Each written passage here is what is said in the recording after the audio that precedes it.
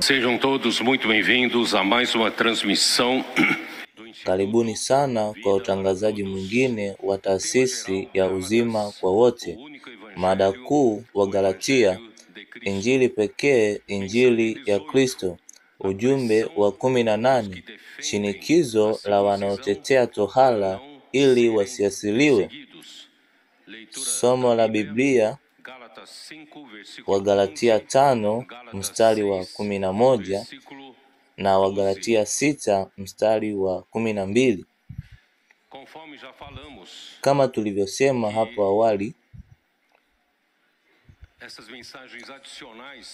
ujumbe huu wa ziada kuhusu kitabu cha Wagalatia ulisababishwa hasa na mstari wa mwisho wa waraka wa Paulo kwa Wagalatia.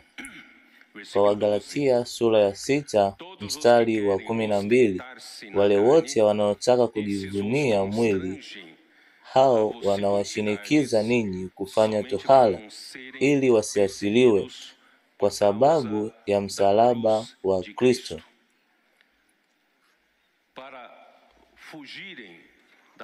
Ili uepuke mateso kwa ajili ya msalaba wa Kristo, kanisa la Yerusalemu lilichukua mwelekeo tofauti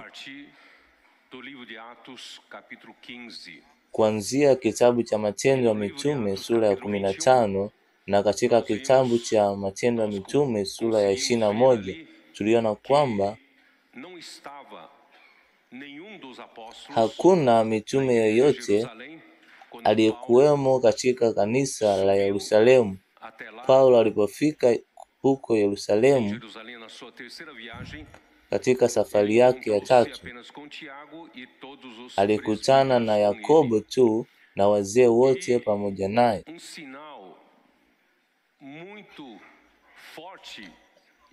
Ishara kubwa ya kushangaza ilikuwa kwamba kulikuwa na maelfu ya Wayahudi waliokuwa wameamini, na wote walikuwa wakishika sheria kwa bidii. Kwa hivyo ilikuwa wazi kabisa kwamba kanisa la Yerusalemu lilikuwa limechukua mwelekeo mwingine, likiepuka mateso kwa ajili ya msalaba wa Kristo na kurudi kwenye mazoezi ya Uyahudi, tohara na sheria ya Musa. Kwa hivyo tuliamua kuongeza ujumbe wa ziada kuhusu kitabu cha Wagalatia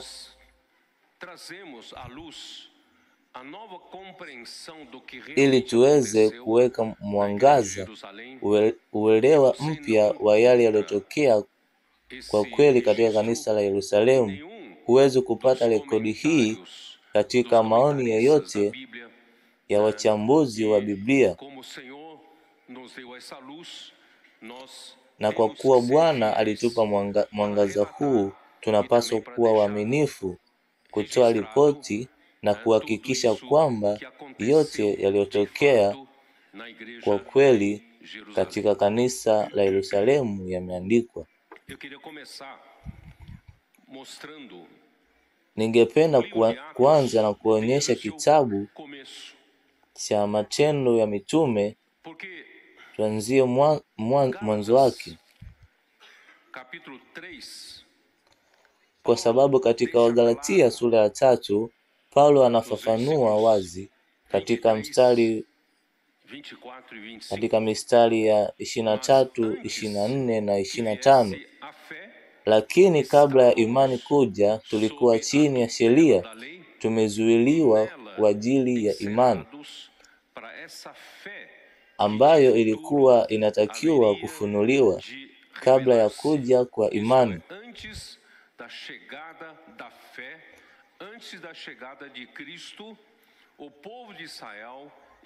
Kabla ya kuja kwa Kristo, watu wa Israeli walikuwa chini ya ulinzi wa sheria.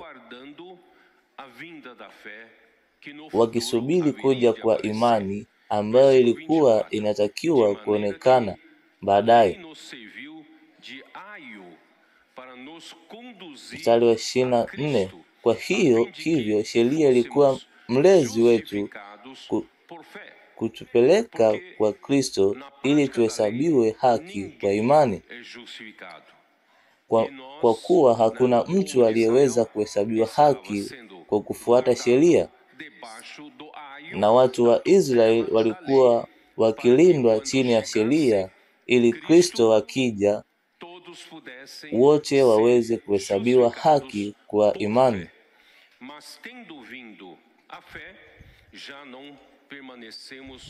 Lakini baada ya imani kuja, hatubaki tena chini ya sheria, yaani kuona imani, kuona Kristo. Watu wa Israeli hawakuwa tena chini ya sheria, hawakuwa tena chini ya kitu kilichokuwa cha muda. Kwa hivyo ndugu, utawala wa sheria ulikuwa wa muda tu. Kristo alikuja, utawala wa sheria ulikoma na utawala wa imani ulianza.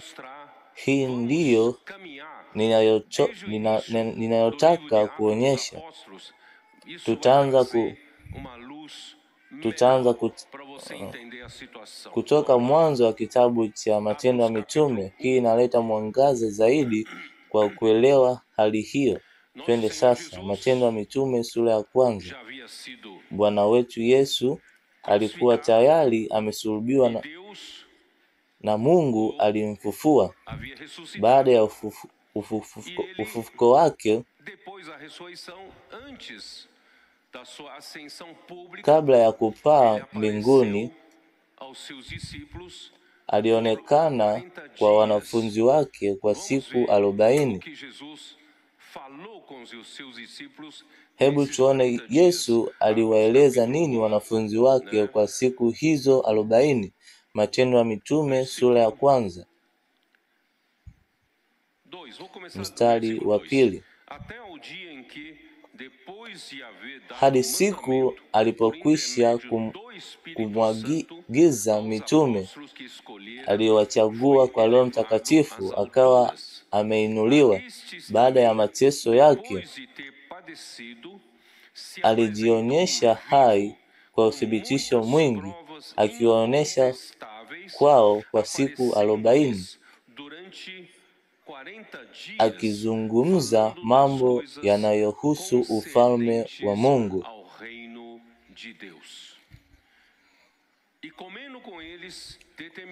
Akila pamoja nao, akawaamuru wasitoke Yerusalemu, bali wangoje ahadi ya Baba, ambayo alisema, mmesikia kwangu, kwa maana Yohana hakika alibatiza kwa maji, lakini ninyi mtabatizwa kwa Roho Mtakatifu siku chache baada ya haya.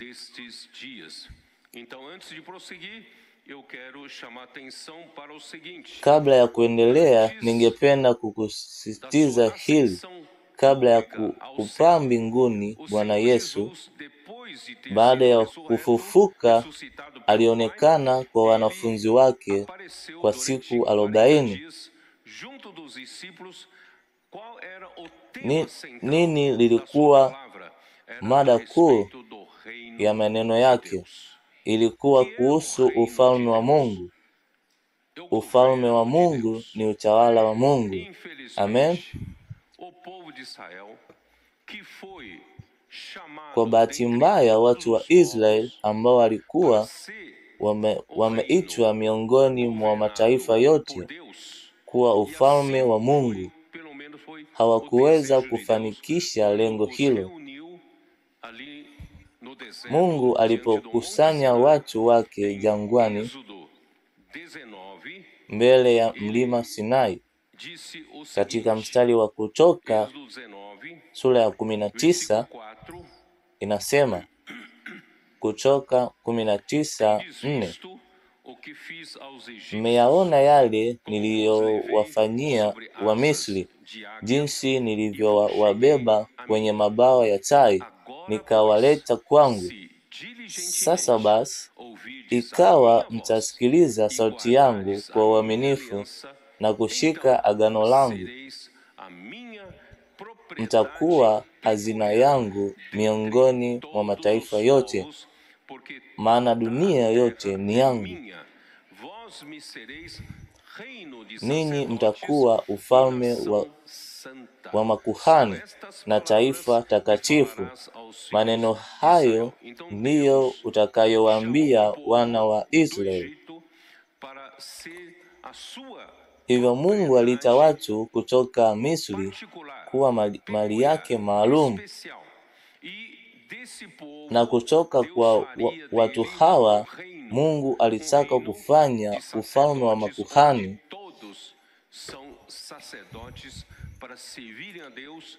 ambapo wote wangekuwa makuhani wamtumikie Mungu, wangekuwa taifa takatifu duniani.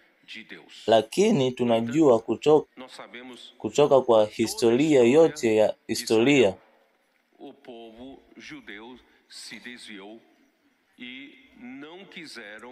ya kwamba watu wa Israeli walipotea na kukataa kusikiliza manabii ambao Mungu aliwatumia kuwaeleza kuanzia Musa na kuendelea.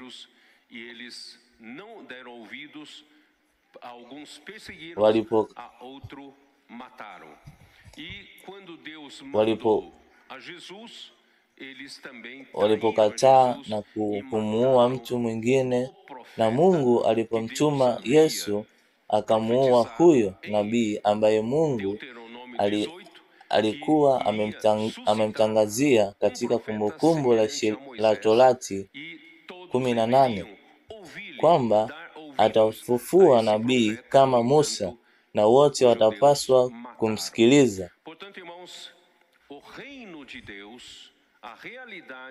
Kwa hivyo ndugu, ufalme wa Mungu, ukweli wa ufalme wa Mungu kwa watu wa Israeli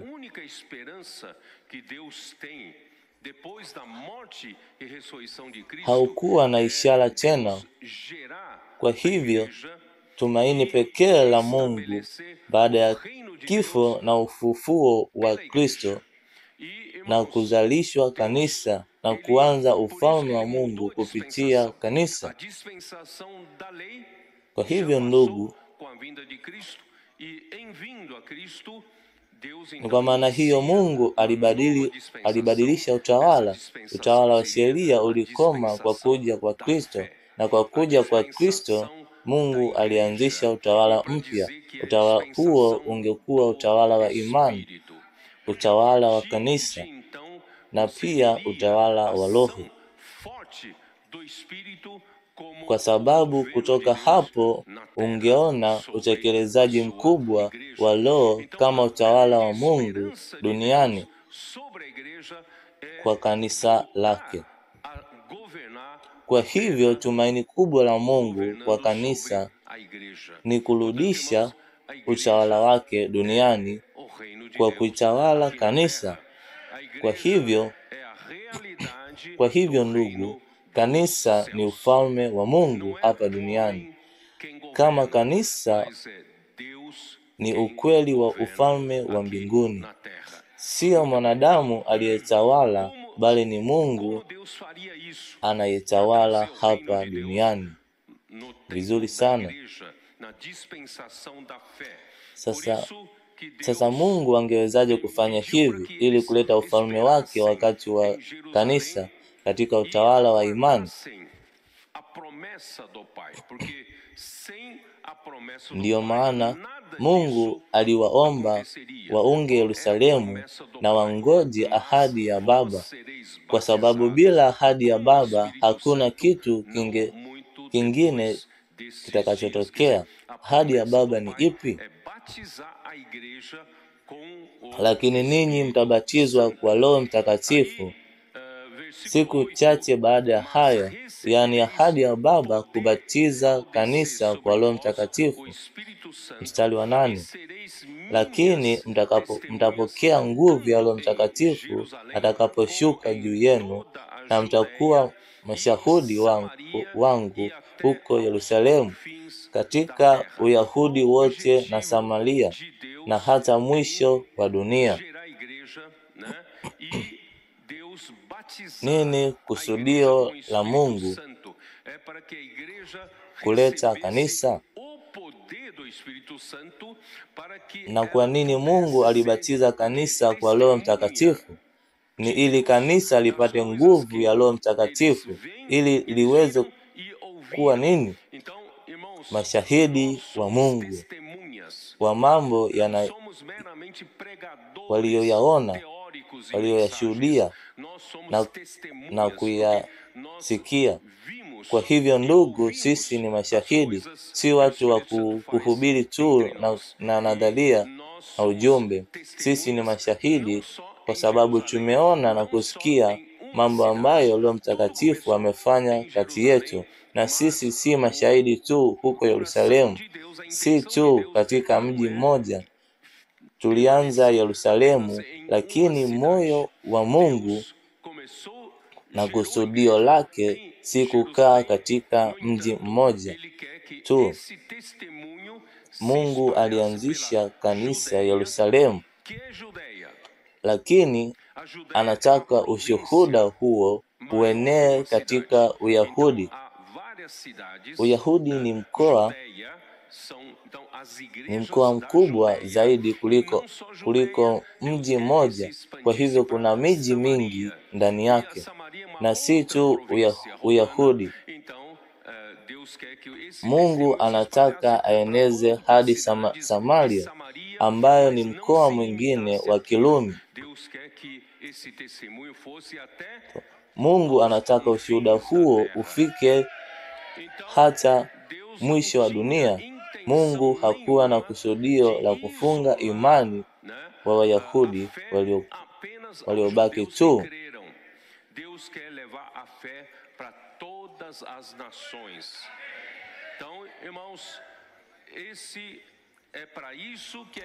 Bali anataka kuileta kwa mataifa yote.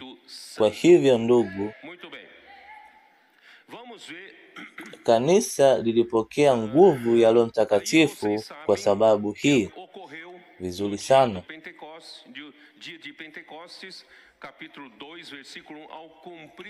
Sasa tuangalie kilichotokea siku ya Pentekoste. Matendo ya Mitume sura ya 2 mstari wa 1 inasema, siku ya Pentekoste ilipofika, wote walipokuwa pamoja mahali pamoja, ghafla kutoka mbinguni ilikuja sauti kama upepo mkali, ukajaa nyumba zote walipokuwa wameketi. Zikaonekana ndimi zilizokuwa kama moto, zikagawanyika na kutoa kwa kila mmoja wao. Wote wakajazwa na Roho Mtakatifu, wakaanza kusema kwa lugha nyingine kama Roho alivyowapa uwezo wa kusema. Ndugu, huo ndiyo uwezo wa Roho Mtakatifu. Na kanisa, ndugu, litaweza kufanya kazi ya Mungu tu wakati itakapopokea nguvu ya Roho na kujaa Roho Mtakatifu. Kwa hivyo sisi tunahitaji kujaa Roho Mtakatifu. Tunapojaa Roho, tunakuwa na uwezo wa kufanya kazi ya Mungu. Kwa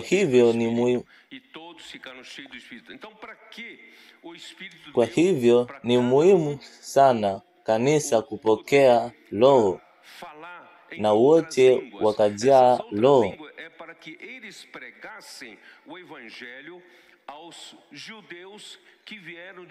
Roho aliwapa kila mtu uwezo wa kusema kwa lugha nyingine. Lugha hizi zilikuwa kwa ajili ya kuhubiri Injili ya Wayahudi walikuja kutoka mataifa mbalimbali na walikuwa kwenye sikukuu. Wayahudi walikuwa katika nchi za kigeni walikuja Yerusalemu kwa siku za sikukuu na walikuwa wakizungumza lugha mbalimbali. Kwa hivyo Matendo 2:6 inasema, basi pale ile sauti iliposikia, umati wa watu ulifurika na kushangaa, kwani kila mmoja aliwasikia wakisema kwa lugha yake. Wakawa wanashangaa na kustaajabia wakisema, tazameni, je, hawa wote wanaosema si wa Galilaya? Basi ni kwa namna gani kila mmoja wetu anasikia lugha yetu? Hawakusoma lugha hii wala kwenda shule kujifunza, lakini wanaweza kuzungumza. Ghafla baadhi yao wakaanza kusema Kispanish, wengine Kiingereza, wengine Kifaransa na wengine Kijerumani. Basi sisi ni Asia, Frigia, Pamfilia, Misri na maeneo ya Libya karibu na Kurene na Warumi wanaoishi hapo, Wayahudi na pia Preseti wa Kreta na Waarabu. Tunasikia wakisema juu ya makuu kwa Mungu kwa lugha zetu. Wote walisema wamemshtukia na kutatanisha, kukauliza hii na maanisha nini?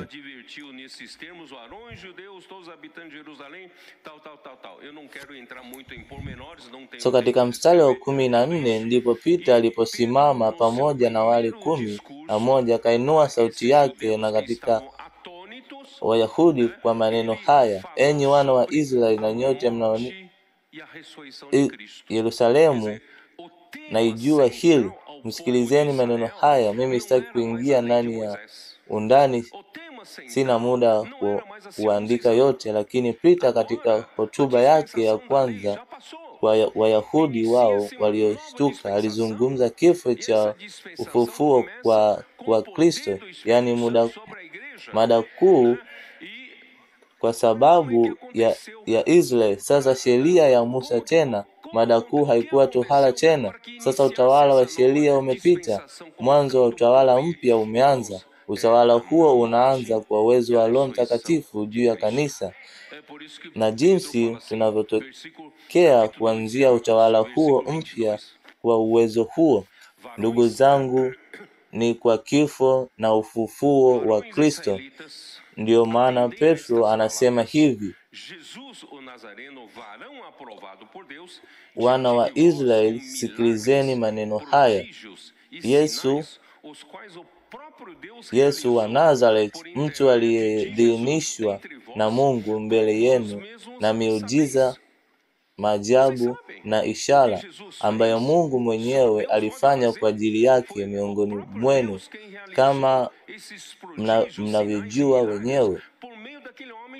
Mnajua kwamba Yesu alifanya nini? Mungu pekee anaweza kufanya haya.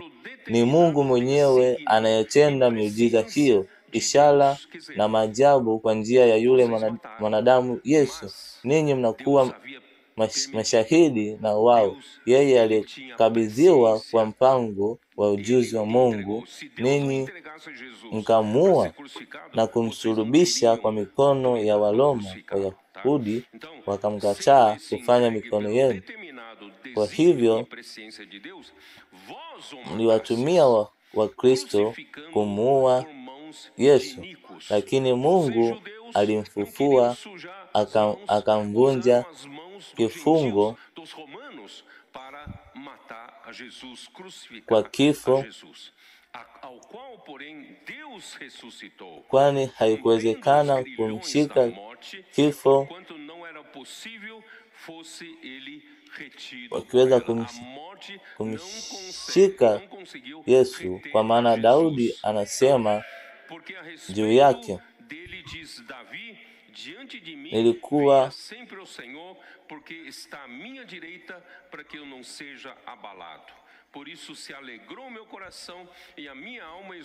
Kwa maana Daudi anasema juu yake, nilikuwa na Bwana mbele yangu daima, kwa kuwa yuko upande wangu wa kulia, ili nisitikisike. Kwa hivyo moyo wangu ulifurahi na roho yangu ikasherekea. Zaidi ya hayo, mwili wangu utaweza kupumzika kwa tumaini. Ndugu zangu, kuja kwa Kristo kunatupa tumaini sisi sote, kwa sababu hutayaacha roho yangu kuzimu, wala hutaruhusu mtakatifu wako uonekane kuharibika. Umenifahamisha njia za uzima, utanijaza na furaha mbele ya uso wangu. Ndugu zangu, niruhusuni niwaambie waziwazi kuhusu Patrick Daudi kwamba alikufa na kuzikwa, na kaburi lake lilikuwa bado miongoni mwetu. Daudi alikufa, alitawala, kisha akafa, lakini kwa kuwa alikuwa nabii, Daudi alijua kwamba Mungu alimpaia kwamba mmoja wa ukoo wake angeketi kwenye kiti cha enzi. Ndugu zangu, utawala mpya ni ketiji wa Kristo kwenye kiti cha enzi. Mwanzo wa utawala mpya, Kristo ndiye mfalme kwenye kiti cha enzi cha Daudi. Amen. Kama bado hamjaamini, nitaendelea kusoma. Daudi aliyekuwa nabii alikuja kwamba Mungu alimwapia kwa uaminifu kwamba utamfufua mmoja wa ukoo wake kukaa kwenye kiti chake cha enzi. Alitabiri hili. Alizungumza ufufuo wa Kristo, kwamba hakuachwa kuzimuni wala mwili wake. Yesu huyu alimfufua, na sisi sote si mashahidi wa hayo.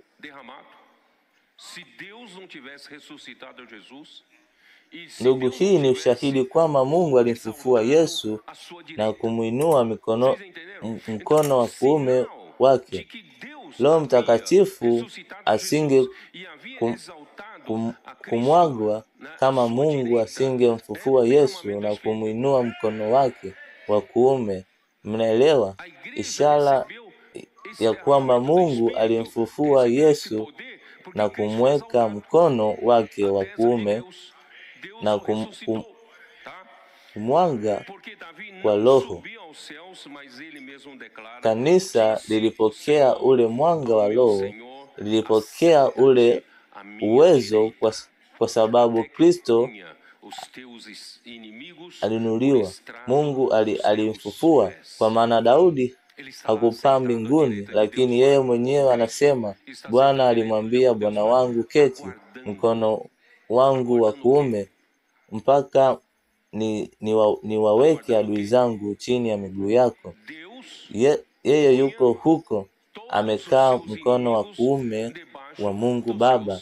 Kristo amekaa mkono wa kuume wa Mungu Baba akisubiri. Anasubiri nini?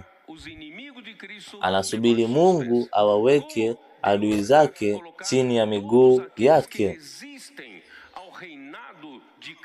Je, Mungu anafanyaje hivyo? Atawawekaje adui wa Kristo chini ya miguu yake?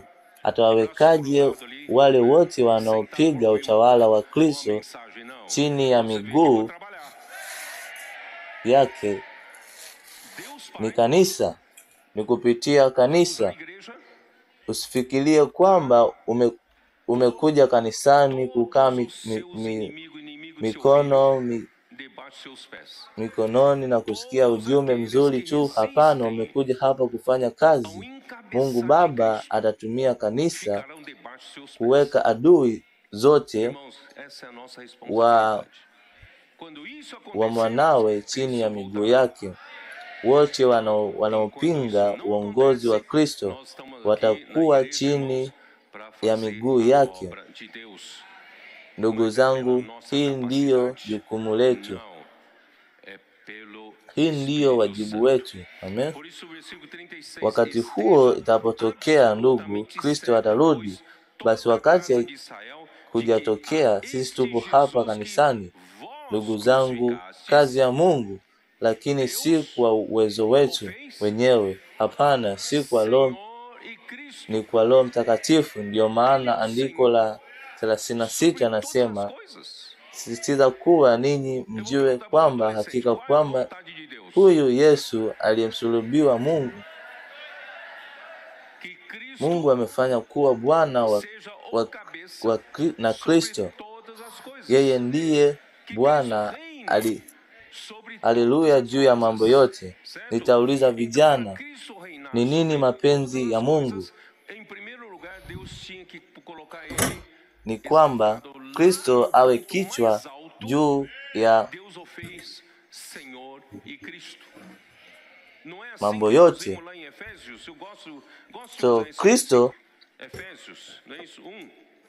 kutawala juu ya mambo yote. Versículo 20, o qual exerceu ele em Cristo, ressuscitando dentre os mortos, kwa sababu utawala juu ya mambo yote, kwamba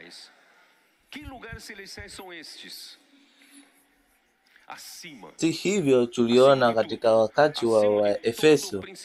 Napenda kutumia acima de toda potestade, de todo poder, todo domínio, todo nome que se possa referir, não só no presente século, mas também no vindouro.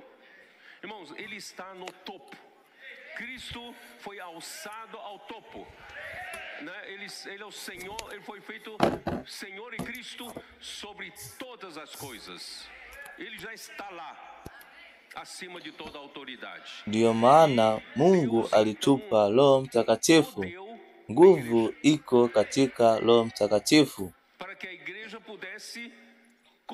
Basi si tu siku ya Pentekoste Mungu aliwapa Roho Mtakatifu Wayahudi walipoamini siku hiyo, bali pia Mungu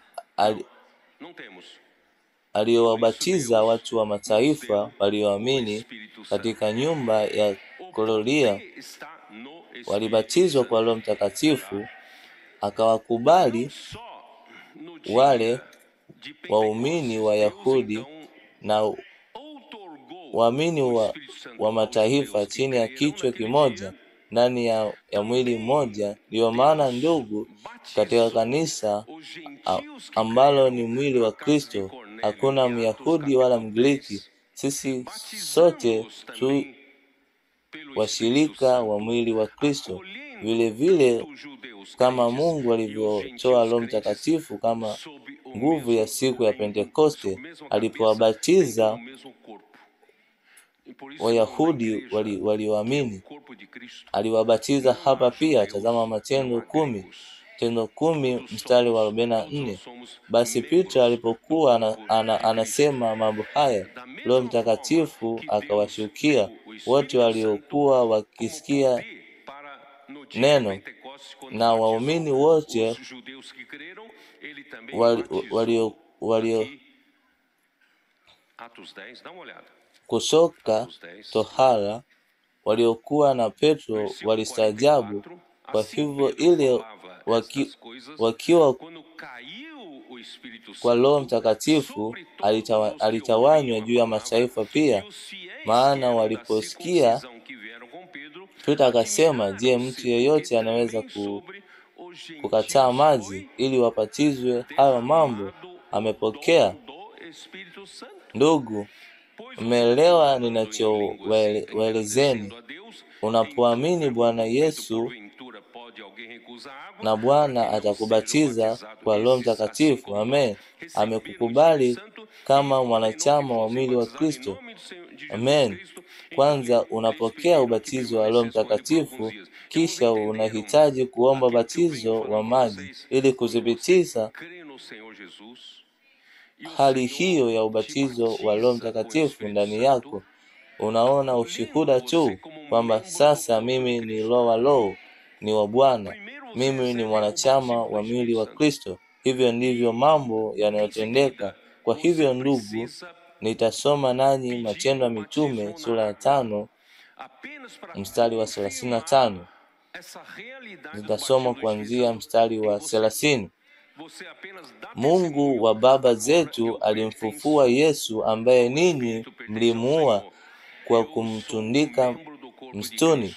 Mungu kwa mkono wake wa kuume alimfanya kuwa mkuu na Mwokozi, ili awape Israeli toba na msamaha wa dhambi.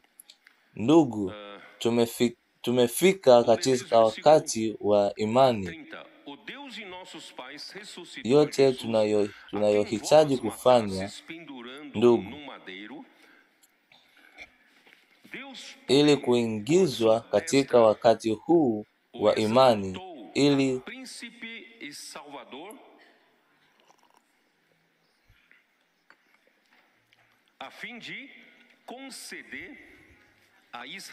na kutubu na kuamini Yesu na kupokea msamaha wa dhambi. Kweli au sio? Kama hutokubali wala kuamini Yesu, kuna msamaha wala dhambi na hujaingia kwenye wakati wa imani. Kwa hivyo ndugu, wakati wowote unapofika wakati huo, ukiwa Myahudi au mgeni, kila mtu anahitaji kutubu na kuomba msamaha, kuamini Yesu na dhambi zake. Mstari wa 32 unasema, nasi sisi mashahidi wa Mungu na pia Roho Mtakatifu ambaye Mungu amempa yeye anayemtii. Hili ni jambo muhimu sana. Ndugu, Mungu amempa Roho Mtakatifu kila anayemtii. Ni utii wa imani. Umeamini Yesu? Unamtii Yesu? Unatii imani? Kwa hivyo Mungu alikupa Roho Mtakatifu. Una nguvu ya Roho Mtakatifu. Na Matendo sura 11 mstari wa 17 nilisoma kuhusu mataifa walioamini. Mstari wa 17 unasema, basi ikiwa Mungu amewapa kipawa kile kile kilichotupa sisi tulipoamini Bwana Yesu Kristo, mimi nami nisiweze kumpinga Mungu. Maana tulipoamini Yesu, Mungu alitupa Roho Mtakatifu. Kwa nini alitupa Roho Mtakatifu? Ili tuweze, ndugu, kufanya mapenzi ya Baba. Unataka kufanya mapenzi ya Baba, lakini usifanye kwa nguvu zako mwenyewe. Ndio maana Mungu alikupa Roho Mtakatifu. Basi tuchukulie kwa utulivu, twende kwa polepole. Kifo na ufufuo wa Kristo vinaashiria mwisho wa enzi ya sheria na mwanzo wa wakati wa imani, ambapo Roho hutenda kazi ya Mungu kwa miujiza, maajabu na ishara kwa jina la Yesu Kristo kupitia neno la mitume. Hii iko Matendo 2:42. Nitakueleza tena, o Bwana Yesu. Siku hiyo niliyokuambia kwamba hataweza kuishi tu kwa matukio makubwa ya siku ya Pentekoste, ambapo Roho Mtakatifu alipofanya jambo kubwa sana na kuwashangaza wakazi wote wa Yerusalemu. Lakini ndugu, kanisa linahitaji kuishi katika nguvu ya Roho kila siku. Kwa njia gani?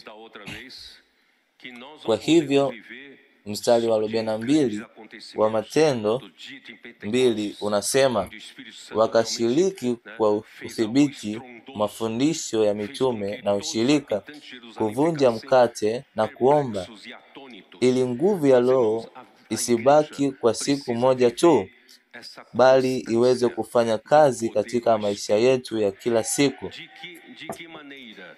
Por isso o versículo 42, né? Atos 2:42, e perseveravam. Ndugu, tunahitaji kuelewa jambo moja. Roho Mtakatifu hufanya kazi kupitia neno. Mitume walipewa wajibu wa Mungu kuleta mafundisho kwa kanisa, kuleta neno lililotoka kwa Mungu. Hakuna neno la unabii. Soma waraka wa Peter, waraka wa Petro 1:19.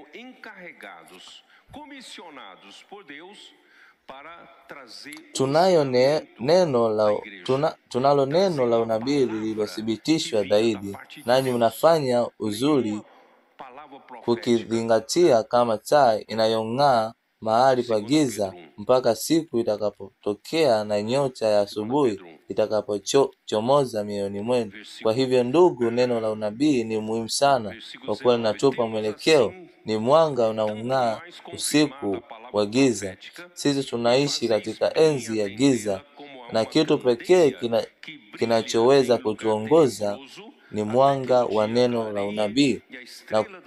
Na kwanza kabisa, fahamu hii: hakuna unabii wa maandiko uliotoka kwa mawazo ya mtu, maana kamwe unabii wowote haukutoka kwa mapenzi ya mwanadamu, bali watu watatulia walisema.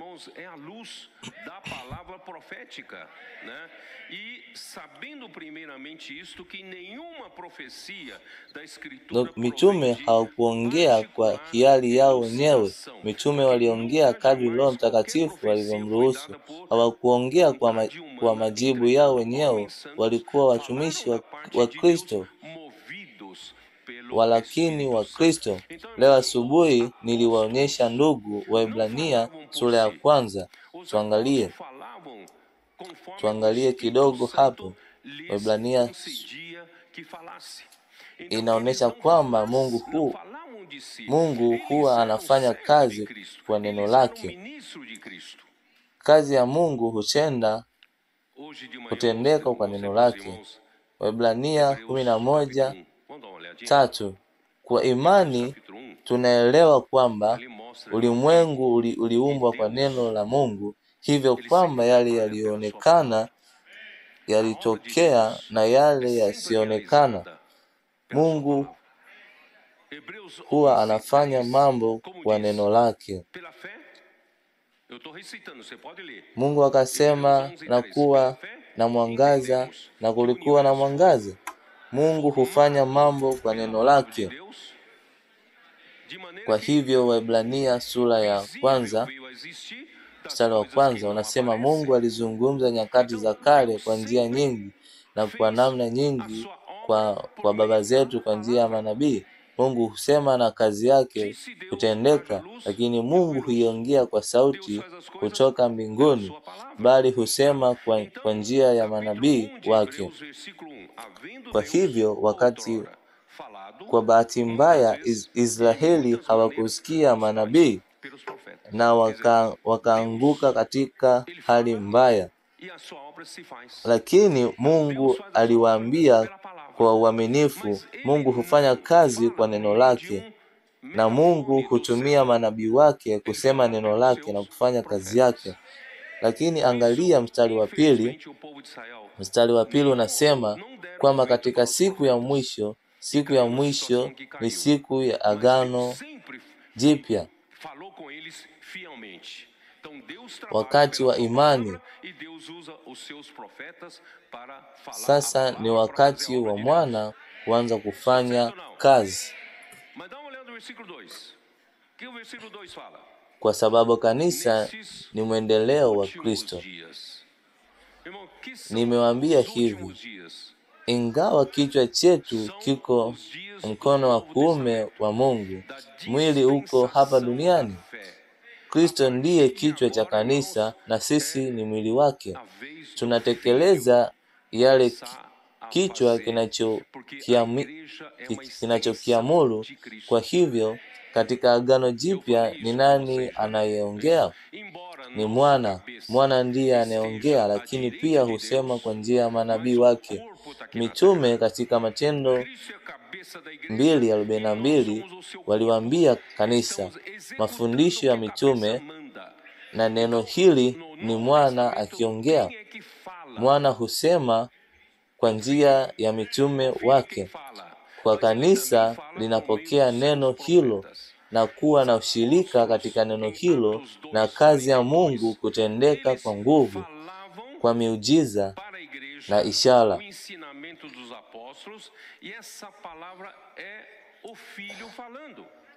Ni kwa sababu gani? Mstari wa 43 unasema kila nafsi ilikuwa na hofu, na miujiza mingi na ishara ilifanywa kwa njia ya mitume. Kwa nini? Kwa nini? Kwa sababu Roho Mtakatifu alikuwako tayari kutenda kwa nguvu, lakini Roho Mtakatifu hatendi bila neno la amri. Sasa Mwana anatoa amri. Mwana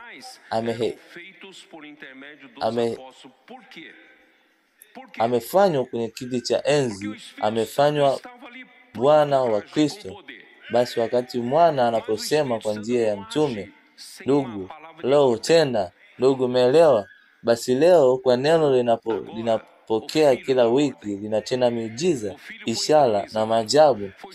Naamini wengi walio hapa, waliokuwa na wako hapo kwa sababu walipokea neno lenye nguvu. Ni neno kutoka kwenye karatasi ya ubatizo.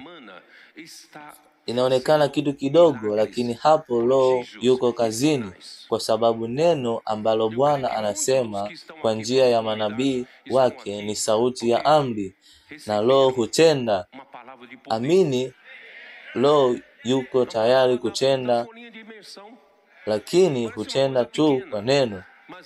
Na sasa kanisa litakapokubali neno, lina ushirika juu ya neno hilo na linatumia neno hilo, ndugu, kutenda kazi ya Mungu.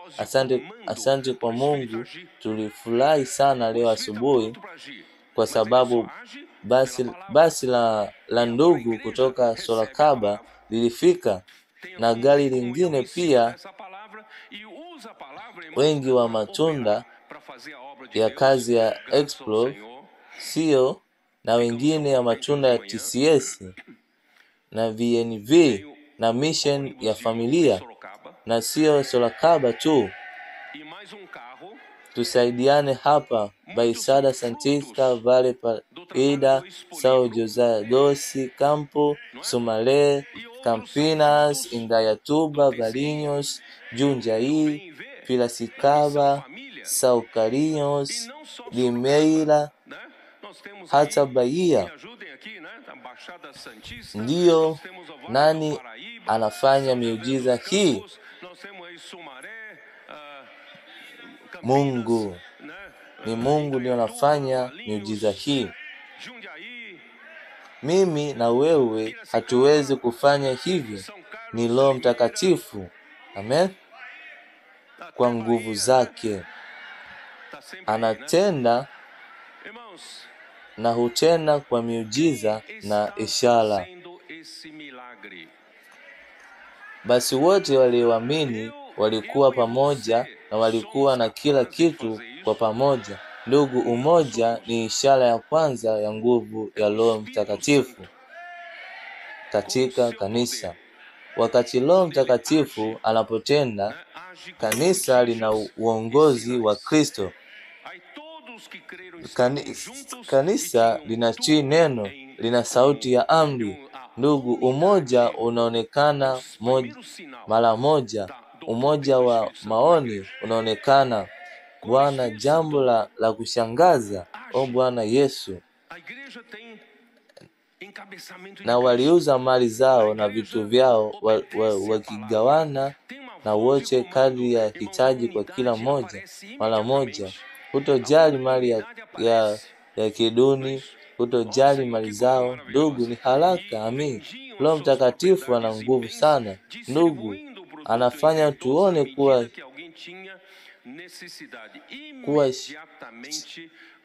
kushirikisha mambo haya hakuna maana. Tunapaswa kushiriki mambo ya kiroho ya mbinguni, ndiyo thamani halisi.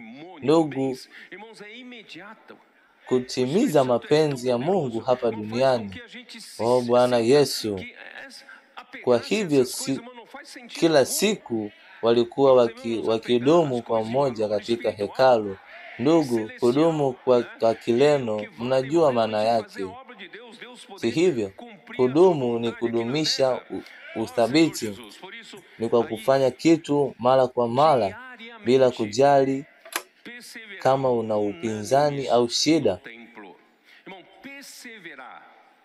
Unadumu katika mazoezi hayo, lakini kwa Kigiriki ina maana zaidi. Kama una Biblia ya dijiti, unaweza kuangalia Strong's inayoeleza neno la Kigiriki kwa kudumu. Hapo ni proskaterio, ambalo lina maana ya kushikamana na mtu, kujitolea kwa mtu, kuwa mwaminifu kwa mtu, au kuwa makini kila wakati. Ndugu, walidumu katika neno la mitume, walishikamana na neno la mitume, walijitolea kwa neno la mitume, walikuwa waaminifu kwa neno la mitume, walikuwa makini kila wakati kwa neno la mitume. Ndugu, na hii ndiyo siri ya nguvu yote waliokuwa nayo kusonga mbele katika kazi ya Bwana. Leo haijabadilika. Kama tunathibitisha wakati huu wa kushangaza katika maisha ya kanisa la Yerusalemu, ndugu, hatuwezi kukosa kuthamini yote Bwana anayotufanyia wakati yetu kwa kiwango kikubwa zaidi. Hapo ilikuwa imefungwa katika mji mmoja katika kanisa la Yerusalemu. Leo hii inatokea katika dunia. Hakika wakati huo, amen. Ndugu wengine hapo kutoka Sao Paulo, kutoka jimbo la Sao Paulo, wako Japani, wamenitumia mikutano ya Japani wakifanya vigelegele na kushindana kwa kuzama ndani.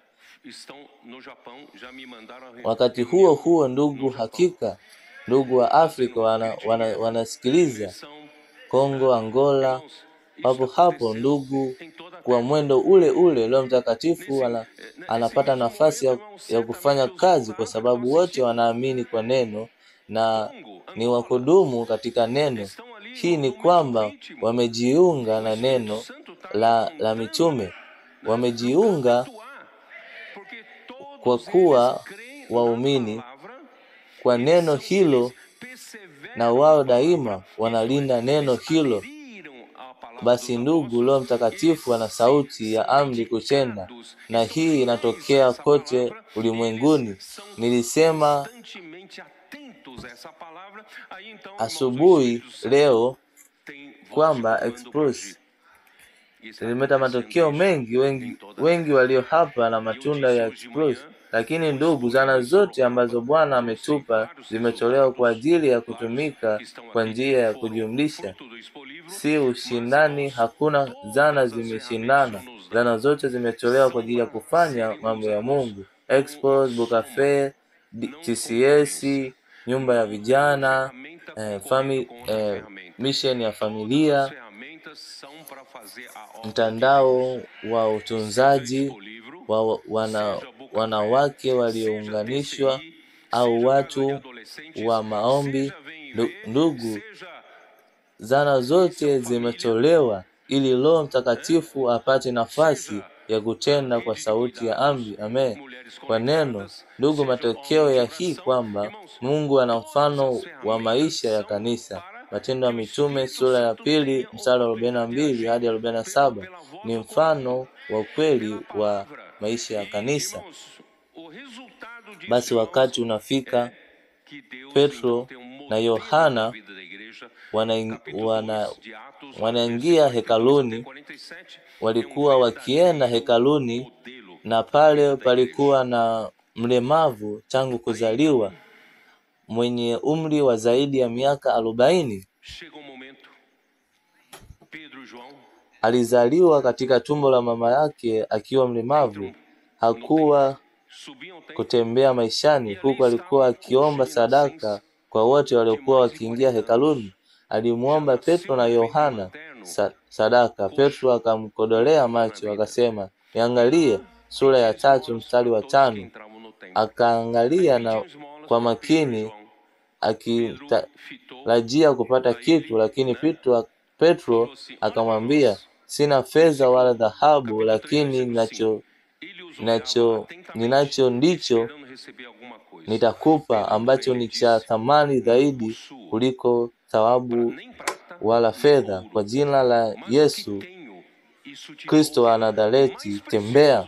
Ndugu, kabla ya Yesu kufa na kufufuka, hapakuwa na jina hilo ambalo lina nguvu, lakini sasa ndugu, jina hili lina nguvu. Amen. Kwa jina la Yesu Kristo wa Nazareti, tembea. Akamshika mkono wa kulia akamuinua. Lakini jinsi gani mtu anayemuinua mlemavu ambaye hakuwahi kutembea maishani, hana misuli, hana vipawa, hana chochote cha kumtia nguvu? Lakini ndugu, miujiza hutendeka kwa Mungu. Amen.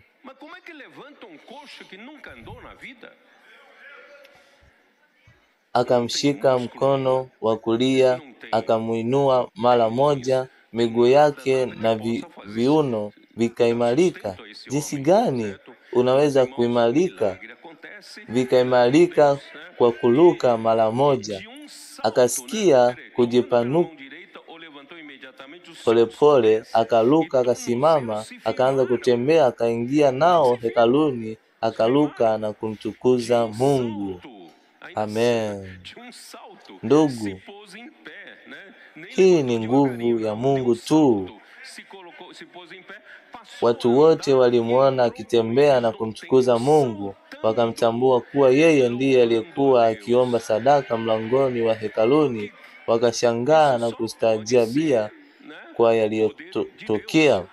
Ndugu, mmegundua kuwa mmo katika utawala mpya. Amen. Kama mngelibaki katika utawala wa sheria, kila kitu kingekuwa cha kuchosha na kurudia.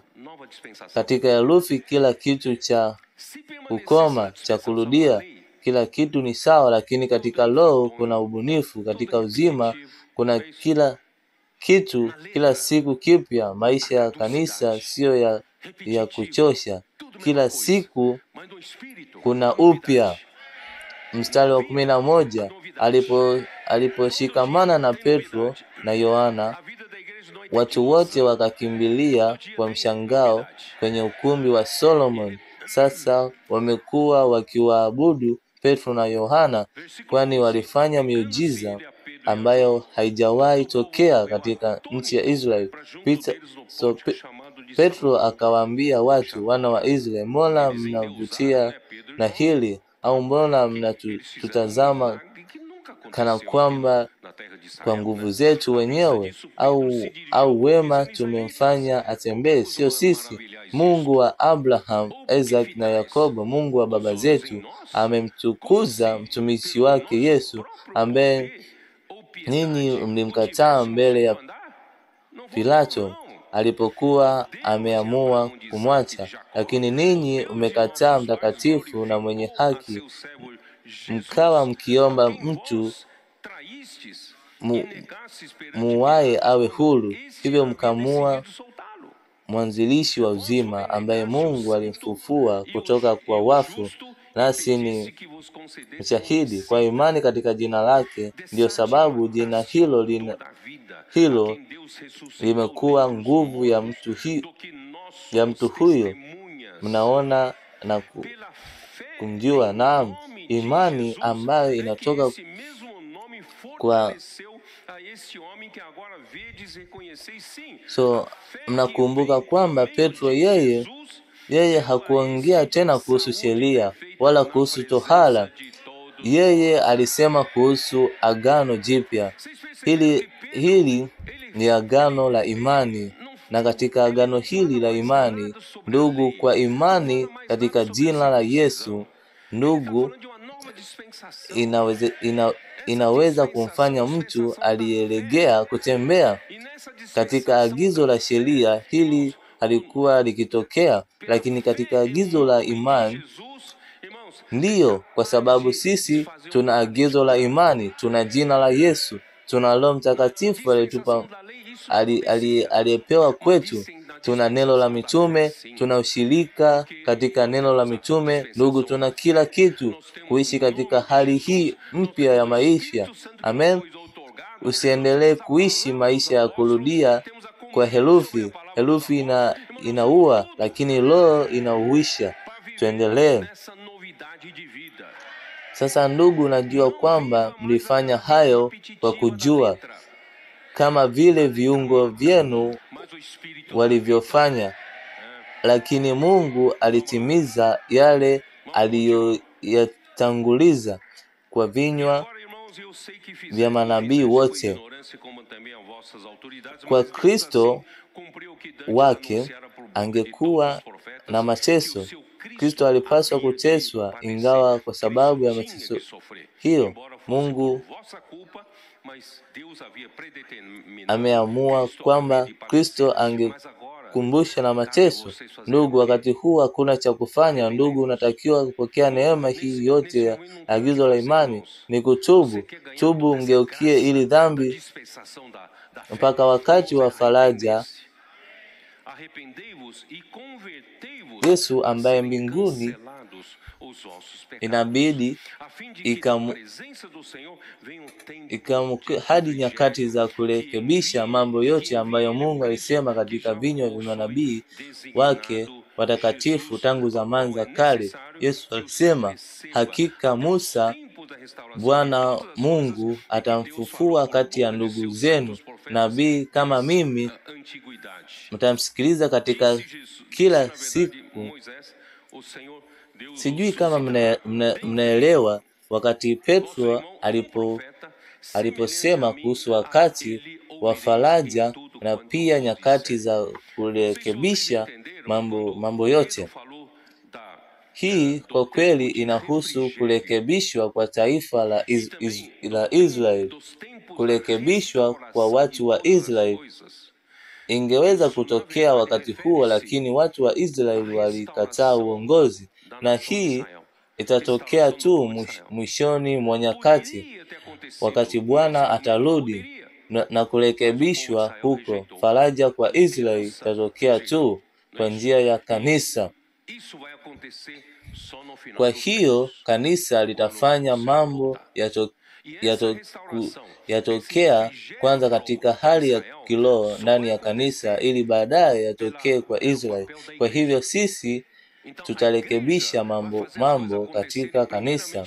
Kwa hivyo hapa Petro alisema Mungu alikuwa ametangulia kwa Musa kutabiri kwamba atamfufua nabii kama Musa. Hii inapatikana katika Kumbukumbu la Torati sura ya 18 ambayo nimetumia mara nyingi. Nitamwamini nabii kama mimi, na atakayemsikiliza katika kila kitu atakayokuambia. Itatokea kwamba kila nafsi isiyomsikia nabii huyo itakatwa kati ya watu. Ndugu, Mungu aliweka alama mbili. Agano la kale aliyemwakilisha manabii wote walikuwa Musa. Katika agano jipya, nani aliyewakilisha manabii wote? Ni Kristo. Na sasa baada ya kifo na kufufuka kwa Kristo, ndugu, wakati umefika wa Kristo kuketi katika kiti cha enzi cha Musa. Nimeonyesha hii katika Mathayo 23. Ni nani anayekumbuka? Wakati wa Musa, hebu tuangalie Mathayo 23 ile aya ya pili. Wakati wa Musa, maandishi ya Mafarisayo ndio walioketi katika kiti cha enzi cha Musa. Ndugu, katika kiti cha enzi cha Musa na manabii tu wanaweza kuketi. Ni manabii tu wanaweza kuketi, yaani manabii wanaosema kwa niaba ya Mungu, si maneno yao wenyewe, lakini kwa muda waliweka maandishi na Mafarisayo kufundisha sheria. Kiti cha enzi cha Musa si cha walimu, bali cha manabii wanaosema kwa niaba ya Mungu. Na katika kiti hiki, katika Agano la Kale, aliyeketi ni Musa, na katika Agano Jipya ni Kristo. Yesu ndiye anayepaswa kuketi hapo, na ndiye anayepaswa kusema. Kwa hivyo ndugu, katika Agano Jipya ni Kristo anayesema. Unajua kwamba neno la unabii linapokea kila wiki ni Kristo anayesema. Yeye yuko katika kiti cha enzi cha Musa. Kwa hivyo ndugu, lazima tumsikilize. Na aya ya 23, na manabii wote kuanzia Samuel na wale wote waliotangulia pia walitangulia siku hiyo. Ninyi ni watoto wa manabii wa agano ambalo Mungu aliweka kwa baba zetu. Aliwaambia Abraham, katika uzao wote familia zote za dunia zitabarikiwa. Na kuna zaidi ndugu, msifikirie kwamba Mungu atafanya kazi tu kwa Israeli. Mungu anataka kubariki familia zote za dunia. Mungu ataanza na Israeli. Alimfanya Kristo atoke kwa Israeli ili abariki familia zote za dunia, kwa sababu ahadi hii alipewa Abrahamu na uzao wake Kristo. Katika mstari wa 26, Mungu alimfufua mtumishi wake, akamtuma kwanza kwenye enyi wana wa Israeli, ili awabariki na kumfanya kila mmoja wenu aachane na uovu wake. Lakini lengo la Mungu ni kubariki familia zote za dunia kupitia baraka za Abrahamu. Baraka ya Abrahamu ni nini?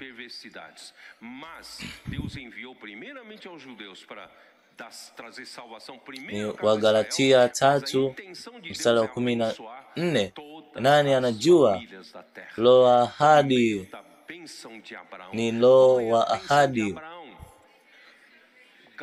Baraka ya Abrahamu ilifika kwa mataifa, ni roho wa ahadi. Bwana Yesu. Kwa hivyo Petro alikuwa na ufahamu mkubwa, au hakuna? Alichanganya agizo la sheria? Hapana. Alichanganya agizo la imani na tohara? Hapana hata kidogo. Alikuwa jasiri, au sio? Alikuwa jasiri. Alihubiri nini? Mwishowe kifo na ufufuo. Na kifo cha ufufuo, kanisa lilizalishwa kwa Mungu. Alitoa Roho Mtakatifu, na Mungu alitupa jina la Yesu ambalo lina nguvu ya kutekeleza kazi ya Mungu. Si jambo la kushangaza ndugu. Kwa hivyo Petro alikuwa na ufahamu wa ujasiri mkubwa, au si kweli? Bwana Yesu. Na pia sura ya 4 walikuwa bado wakihubiri kwa watu. Makuhani wa mkuu wa hekalu. Kwa nini walikuja? Walikasirika kwa sababu walifundisha watu na kuhubiri kuhusu Yesu na ufufuo wa wafu, na wakawafunga.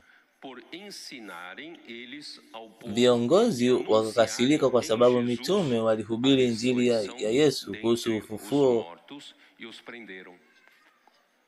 wa wafu. Mimi nimewaambia mara nyingi kwamba nyakati zote kuna kikundi kilicho katika mamlaka, na haikuwa tofauti na watu wa Israeli. Viongozi hawa ndugu walikuwa sehemu ya ile neno la Kiingereza niliwasemea establishment. Ukitafuta maana yake inarejea kikundi kinachotawala au elite inayothibiti siasa, shirika au taasisi. Kwa nini?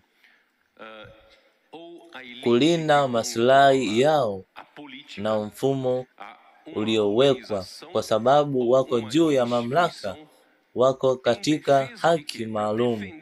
Kwa hivyo hawataki mabadiliko. Yupi aliye katika mamlaka anataka mabadiliko? Hawataki mabadiliko. Kwa hivyo ndugu hawa walikuwa wameundwa wakati huo makuhani mkubwa wa hekalu wa Masadukayo, na katika aya ya 5 siku iliyofuata viongozi wazee, waandishi wa sheria na makuhani wote walikusanyika Yerusalemu. Kwa hivyo taasisi hizo zote zilikuwa zimeingia kwa wale walio katika mamlaka.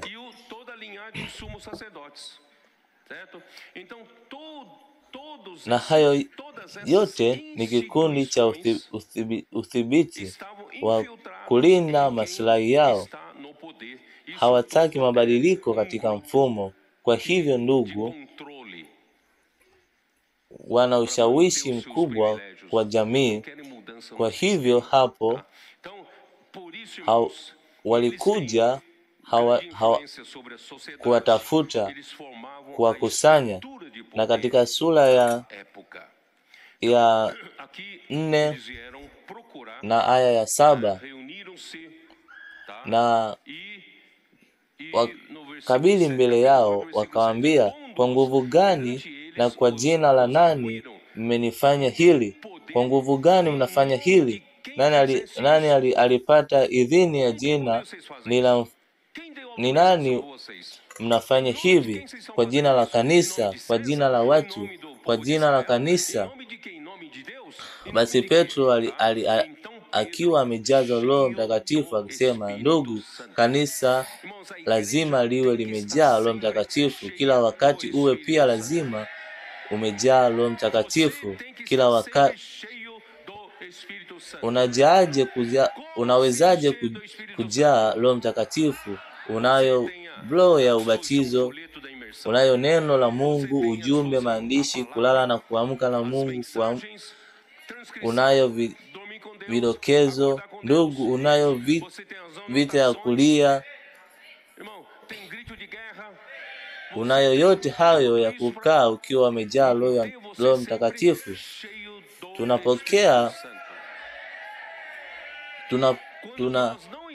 Tunapokosa kujaa Roho Mtakatifu, ndugu, Mungu hawezi kututumikia. Deus usa a sua igreja para fazer a sua obra.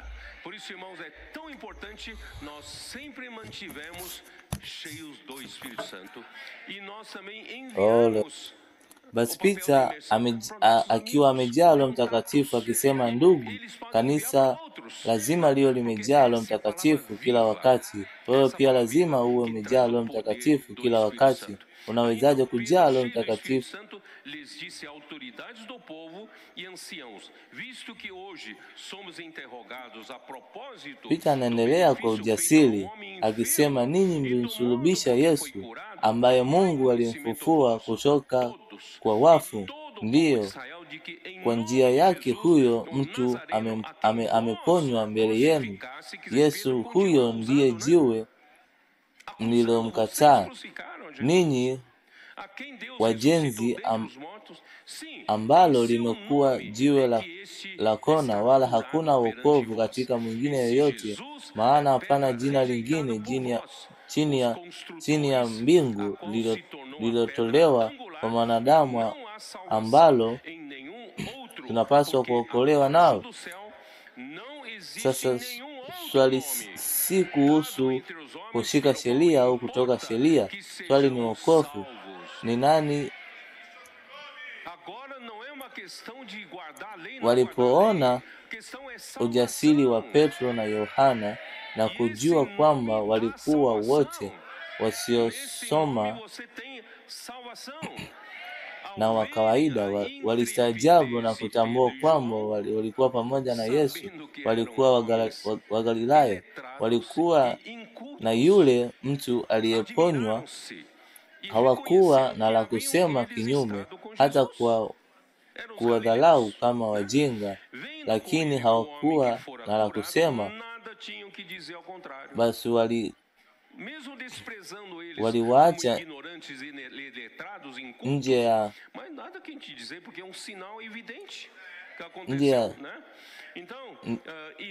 waliwaacha nje, walijadili. Ndiyo mahakamani kuu ya Wayahudi wakajadili kusema, tutafanya nini kwa hawa watu? Ishara wazi imefanyika, nao hatuwezi kukana watu wote na kusema, lakini ila isiendelee kuenea kwa watu, tuwaogope ili wasiseme tena kwa jina hili. Basi wakiwaita wakaamrisha kabisa wasiseme wala kufundisha kwa jina la Yesu. Lakini Petro na ajibu, jameni, kama ni haki mbele za Mungu kutusikiliza ninyi zaidi ya Mungu, hukumuni, kwa maana hatuwezi kukaa kimya kuhusu kuyaonyesha na kuyasikia. Baada ya kuwaogopesha zaidi, wakaacha kwenda, kwa kuwa hawakupata njia ya kuwathibitisha kwa sababu ya watu, kwani wote waliotumikia Mungu kwa yaliyotokea. Mtu huyo aliyeponywa alikuwa na zaidi ya miaka 40. Hii ni ishara wazi kwamba Mungu ndiye aliyefanya. Roho Mtakatifu alifanya. Ndugu walipokuwa waliachwa, wakakuta ndugu wao na waliwaambia wale makuhani wakuu, Mungu mkuu uliyefanya mbingu na nchi, bahari na vyote vilivyomo ndani yake, ulisema kwa Roho Mtakatifu kichwani mwa Daudi mtumishi wake, baba yetu, kwa nini mataifa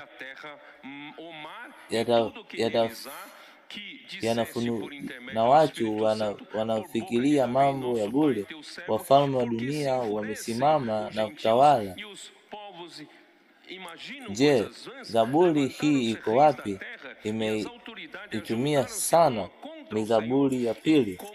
Zaburi 2 inasema, unaweza kufungua Biblia yako, inazungumzia kweli kuhusu mataifa ya dunia inayochochewa na shetani kwa ajili ya kuasi dhidi ya Mungu na Mwokozi wa Kristo. Hichi ndicho adui wa Mungu anachofanya kwenye uongozi wa mataifa leo. Leo wanafanya hivi na upole, wanaanza kuondoa mbali na Mungu. Sivyo, kwa maana mataifa yanafurukuta na watu wanafikiria mambo ya bure. Wafalme wa dunia wamesimama na wakuu wanashauriana dhidi ya Bwana na Mwokozi wake, wakisema, tuvunje minyororo yake na tuitupe mbali mikanda yake. Sisi hatupo uhusiano wowote wa Mungu, hatutabali. Lakini ni jambo la kusisitiza kuwajumuisha viongozi wa Wayahudi katika uasi huu. Je, si jambo la kusikitisha? Wao ambao walikuwa watu wa Mungu walipaswa kuwa wanapigania neno la Mungu na ufalme wake uliokaribia kuanzishwa. Lakini kwa bahati mbaya, kwa upepo wa mamlaka msimamo, hawakuruhusu Roho Mtakatifu ambaye mabadiliko ya wakati huu, o Bwana Yesu. Kwa hivyo tukirudi kwenye matendo, basi o Bwana Yesu, katika kanisa liliinua sauti kuomba.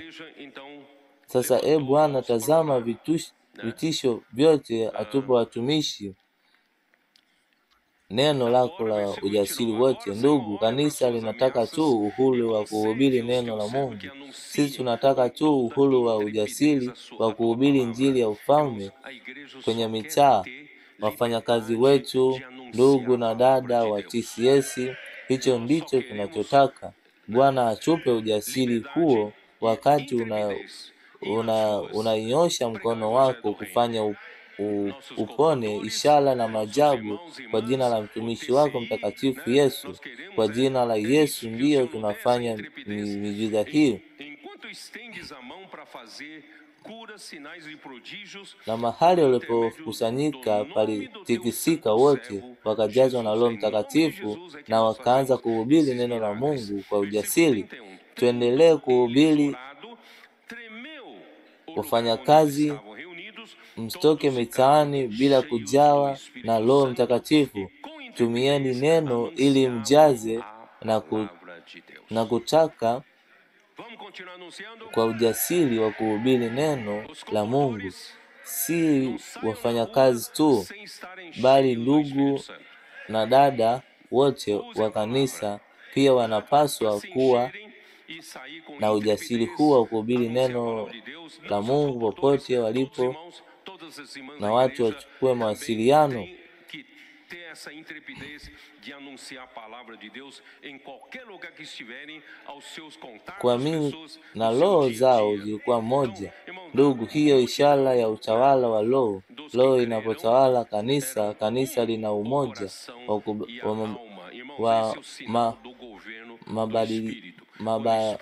makubaliano miale hutufanya tufanye neno moja.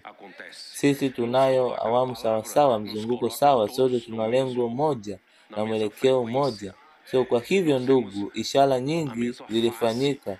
Sura ya 5 mstari wa 6, ishara nyingi na maajabu ilifanyika kati ya watu kwa mkono ya mitume, na watu walikuwa wamekubaliana kukutana kwenye ukumbi wa Suleimani, lakini hakuna mtu mwingine aliyethubutu kujiunga nao. Hata hivyo watu waliheshimu sana na ahadi ya waamini wanaume na wanawake iliendelea kuongezeka. Halafu ndugu, kulikuwa na kifungu mstari wa 17, basi kuhani mkuu na wote waliokuwa pamoja na, yaani mfuko wa Masadukayo, walijawa na wivu, wakawafunga mitume na kuwatia gerezani usiku. Malaika wa Bwana akawafungua milango ya gereza, akawatoa wote bila mtu yeyote kugundua. Basi wakatoa kufanya nini? Wakaendelea kuhubiri Injili, wakaendelea kusema neno la Bwana. Kwa maana nyingine walijaribu kuwatangaza mitume kusema kwa jina la Yesu. Kwenye mstari wa 5, Petro na mitume wengine wakasema, ni lazima kumtii Mungu kuliko mwanadamu. Hapa palikuwa na kundi la watu ambao hawakuwa wakimtii mamlaka. Hii iliwafurusha wale walikuwa madarakani. Mungu wa baba zetu alimfufua Yesu ambaye ninyi mlimuua na kumtundika msalabani. Mungu alimuinua na mkono wa kuume akamfanya kuwa mkuu wa Mwokozi ili awape Israeli toba na msalaba wa dhambi, na sisi ni mashahidi wa mambo hayo. A Israel o arrependimento e a remissão de pecados. Ora, nós somos testemunhas desses fatos, bem assim o Espírito Santo. Wakati huu walikuwa wamejaa hasira, chuki na ghadhabu. Waliposikia walikasirika sana. Ndugu, shinikizo, ghadhabu na chuki zilifikia kilele. Hawakuweza tena kuvumilia. Watu hao hawakuwa wakimtii mamlaka kuendelea kuhubiri kwa jina la Yesu. Hawakuweza kuwanyamazisha. Waliendelea kwa ujasiri, na mabaya zaidi walifanya ishara ambayo sisi hatuwezi kuzikanusha, na watu wote wanaona kwamba ni Mungu anayefanya na hakuna mtu anayefanya kazi hii. Basi ndugu, mnajua hii ilikuwa nini? Mara baada ya hapo ulianza utumishi wa madiakoni. Mnajua ilikuwa mwaka gani? Mwaka 31. Siku ya Pentekoste ilikuwa mwaka 29. Kwa hivyo ni karibu miaka 2 au 3 baadaye. Kwa hivyo ndugu, katika miaka hii 2 au 3 kanisa lilikuwa na uongozi thabiti lililohubiri kuhusu kifo na ufufuo wa Yesu. Kanisa lilikuwa limejaa Roho Mtakatifu. Roho alikuwa na uhuru wa kutenda. Wengi walikuwa wakiokolewa na kazi ya Mungu ilikuwa ikifanyika katika wakati huo. Kisha ndugu, ikifika wakati ulipomfunga Stefano, kile kilichotokea kwa Stefano kilifanyika mwaka 35. Kutoka 35 hadi kutoka 29 hadi 35 ni miaka 6. Ndugu, miaka 6 ambapo kanisa lilikuwa likihubiri neno kwa ujasiri chini ya uongozi wa Petro, Yohana na mitume wengine. Hawakuwa na hofu, walikabiliana na kila kitu na kila mtu, wakasema kwa ujasiri kuhusu kifo na ufufuo wa Kristo. Lakini shinikizo lilikuwa tayari kwenye kilele. Walitumia suala la Stefano, wakamstaki kwa uongo. Hivyo ndiyo mwisho wa sura ya 6. Wakamstaki Stefano kwa mstari wa 11. Walipolipa watu wa kusema tumesikia mtu huyu akisema maneno ya kufuru dhidi ya Musa, dhidi ya Mungu.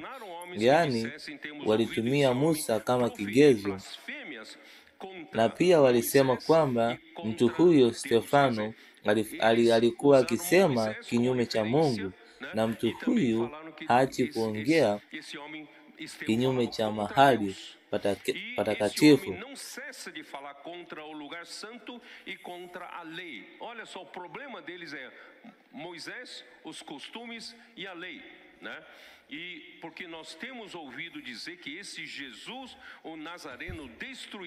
Ndugu walikuwa wamefadhaika sana na mabadiliko haya yanayoweza kutokea katika nchi ya Israeli. Hakuna mabadiliko. Yule aliye katika mamlaka hataki mabadiliko. Basi tulikuwa na sura ya 7 ya Matendo. Ndugu, una muda, soma kwa makini. Ni sura nzuri sana yenye ufafanuzi mkubwa kuhusu mipango yote ya Mungu. Alipomaliza katika mstari wa 55 wa Matendo, waliposikia hayo wakamstaki moyoni na wakamtetea Stefano lakini Stefano alikuwa amejaa Roho Mtakatifu. Akatazama mbinguni na kuona utukufu wa Mungu na Yesu akawa upande wake. Tazama, anaona nguvu amefunguliwa na mwana wa Adamu amesimama upande wa kulia wa Mungu. Amen. Ndugu, Stefano aliuawa, akakamatwa kwa mawe, lakini kabla hajafa aliona mbingu limefunguliwa. Alimuona Yesu akiwa upande wa kulia wa Mungu, lakini alimuona Mungu mwana wa Adamu amesimama. Mwana wa Adamu hajapumzika, ingawa yeye ni mkono wa kulia wa Mungu. mwili wake uko hapo duniani ukifanya kazi ya kuteswa. Bwana wetu Yesu Kristo amesimama huko mbinguni na wakamtupa nje mmoja aitwaye Sauli, na wakamkata Stefano kwa mawe. Stefano alikuwa amemwomba Mungu akisema, Bwana Yesu, pokea roho yangu. Kisha akapiga kelele kwa sauti kubwa, Bwana, usiwahesabu dhambi hii. Baada ya kusema hayo, alilala usingizi, na Saulo alikubali kifo chake. Siku hiyo kuteswa kikubwa kilichotokea dhidi ya kanisa huko Yerusalemu, na wote isipokuwa mitume wakatawanyika katika sehemu ya Yudea na Samaria. Ndugu, Biblia katika kitabu cha Matendo ya Mitume haijaandika mengi kuhusu historia hii, lakini ndugu, fikiria, kuteswa huku kulikuwa kukubwa sana hivi kwamba wote isipokuwa mitume kuwatawanyika katika Yudea na Samaria wote. Unaweza kufikiria kuteswa huko kulikuwa kidogo? La, wote wakawatawanyisha. Ungebadilisha nyumba yako haraka hii, unaweza kugundua kwamba shinikizo lilikuwa kubwa sana. Wakasambazwa huko Yudea na Samaria. Shinikizo lilikuwa kali sana kwa kanisa huko Yerusalemu. Kwa hivyo tunaweza kuona ndugu, kwamba Paulo katika mistari yake haikuweza kuona ukali wa kuteswa huko. Waraka wa Wagalatia 1:13-14, kama Paulo alivyosema, kwa maana mmesikia jinsi nilivyokuwa nafanya hapo awali katika Uyahudi, como sobremaneira perseguia eu a igreja de Deus e a devastava. Ndugu, kama Sauli kulikuwa na wengi ambao pia waliharibu kanisa, na hao mfano tutakwenda kwenye Matendo ya Mitume 21.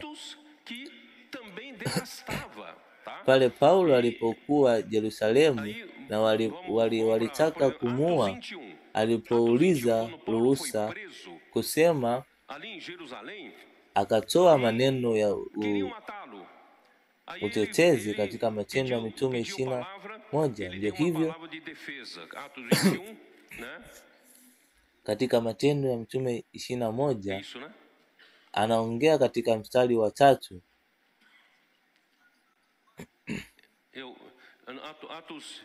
mimi ni Myahudi, nimezaliwa Tarso na Kilikia, lakini nililelewa katika mji huo wa Yerusalemu, na hapo nilifundishwa kwa makini sheria ya baba zetu kwa miguu ya Gamalia. Nilikuwa mwenye shauku kwa Mungu kama ninyi wote leo. Wewe ni mwenye shauku. Kuna saa nyingi hapa, mistari 5, makuhani wote wakaenda Dameska. Paulo hakuwa akikandamiza tu Yudea na Samaria, alikwenda hata Silo.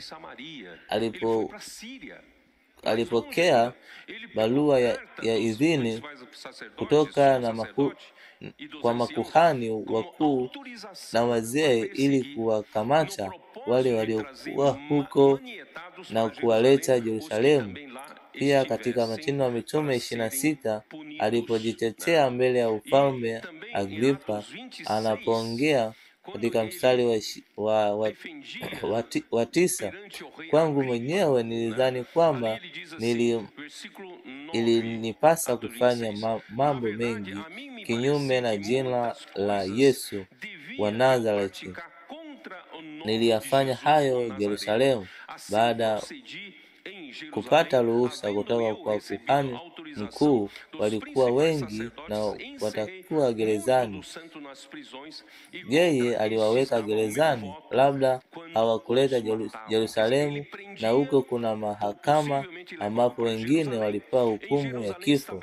Alitoa kula yake, mara nyingi aliteswa katika masinagogi na kuwalazimisha hata kukashfu. Alikuwa na hasira kali dhidi yao. Hakuwa na mtu mwingine kama Saul aliye na hasira kama hiyo. Aliwafuatia hata katika miji ya kigeni. Kwa kusudi hizi aliondoka kwenda Dameska akiwa na ruhusa kutoka kwa makuhani wakuu. Ndiyo maana ndugu, Matendo 26 anasema unaweza kuona kwamba ukatili ulikuwa mkali sana. Ilileta shinikizo kubwa kwa kanisa la Yerusalemu na kwa uongozi wa Petro na Yohana umekuwa mkali mno, umewashinikiza mamlaka, hamkuitii, na sasa tunakumbatia na matokeo. Tunakumbana na matokeo. Kulikuja kuwa na wale na kundi la wale watohala wakaanza kuhubiri kwa kuamini Wayahudi wa kanisa la Yerusalemu kurudi kwenye desturi za Kiyahudi ili wasiwe wakateseka. Usiseme nimevumbua. Wagalatia 6:12. Wote wanaotaka kujivunia mwili wao wanawalazimisha ninyi kufanya tohara ili wasiwe wakateswa kwa sababu ya msalaba wa Kristo. Mnamo mwaka 40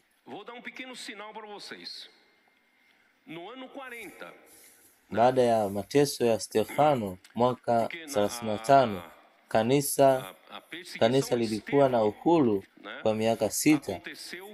Paulo alibadilika mwaka 37.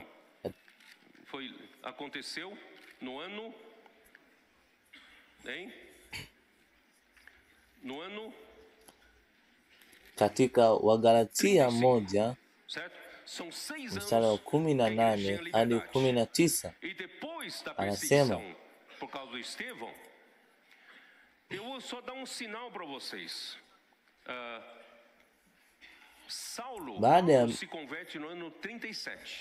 baada ya miaka 3 nilikwenda Yerusalemu kumwona Kefa, nikakaa naye siku 15. Miaka 3 baada ya kubadilika, mwaka 37, ni mwaka 40. Hii ni miaka 11 tangu kuanzwa kwa kanisa Yerusalemu siku ya Pentekoste. Miaka 5 ya mateso, Petro alikuwa amedhoofishwa kanisani Yerusalemu. 11 anos depois, 6 anos depois veio a perseguição. 11 anos depois, quer dizer, 5 anos depois da perseguição, Petro alikutana na Pedro estava enfraquecido na igreja de Jerusalém. Por quê? Vou ler aqui. Ndugu wa Bwana ambaye hakuwa mtume Yakobo alianza kuinuliwa kwa uongozi, kwa sababu alikuwa mpole zaidi. Baadhi ya wanauliza, lakini kama unasoma kitabu cha Yakobo hakuna kitu cha ajabu humo. Yakobo aliandika barua yake mnamo mwaka 45. Vocês entenderam que começou a ascensão na igreja de Jerusalém? Tiago, porque eles passaram a levantar Tiago para sua liderança, porque Tiago era mais maleável, mais conciliador, não era tão radical como Pedro. E Pedro começou a perder posição ali em Jerusalém. Aí alguns irmãos me perguntam, mas se você lê o livro de Tiago, né? Esse Tiago é irmão de Jesus. Você lê o livro de Tiago, ainda faz parte da Bíblia, né? E não tem muita coisa. Lakini ndugu, nataka niwakumbushe ya kwamba lembrar vocês que Tiago escreveu sua epístola por volta do ano kabla ya mkutano wa Matendo 45, ya miaka 15 mwaka 50. de Atos. Hii inaonyesha kwamba alikuwa na ana umaarufu katika kanisa. Matendo 15 inaonyesha kuwa wakati Petro aliwaleta watu wa mataifa ndani ya kanisa, wale watohara umekwenda kwa watu wakubali. Kufika Matendo 15, hali ilizidi kuwa mbaya. Baadhi walisema msifanye tohara kama desturi ya Musa, hawawezi kuokolewa. O Bwana Yesu. Pedro, ele introduziu os gentios, né, para dentro do corpo de Cristo. Quando ele voltou para Jerusalém, tusome Matendo 11. Pedro subiu a Jerusalém, os que eram da circuncisão oraguiram dizendo, entrasse wakati Paulo na Barnaba alipopanda swala. Então na igreja em Jerusalém já havia grupo chamado os da circuncisão.